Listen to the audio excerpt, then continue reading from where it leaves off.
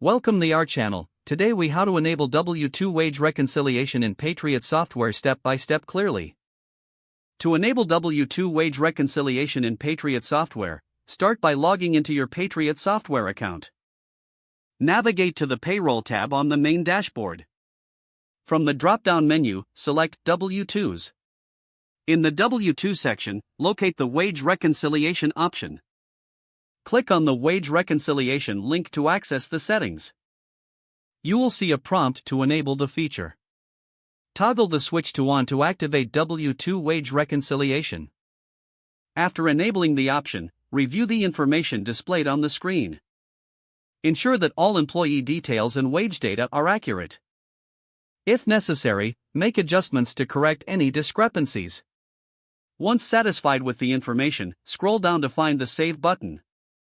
Click Save to confirm your changes. You will receive a notification confirming that W-2 wage reconciliation has been successfully enabled. To verify the setup, return to the Payroll tab. Check the W-2 section again to ensure that the changes are reflected correctly. Now you can proceed with your payroll processing tasks with the wage reconciliation feature active.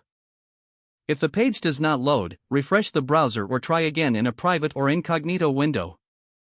Make sure you are using the correct email address, then retype it carefully to avoid small typos. If your password is not accepted, use the reset option and create a new strong password you can remember. Check your spam folder for verification or security emails, then complete any requested confirmation steps. Enable two-factor authentication if available to improve account security and reduce unauthorized access risk. After signing in, review your profile details so your contact information and settings are accurate and current. If you see an error message, note it down and try again after restarting your device and internet connection. Log out when you finish, especially on shared devices, to keep your account and payment information secure. If the page does not load, refresh the browser or try again in a private or incognito window. Make sure you are using the correct email address, then retype it carefully to avoid small typos. If your password is not accepted, use the reset option and create a new strong password you can remember.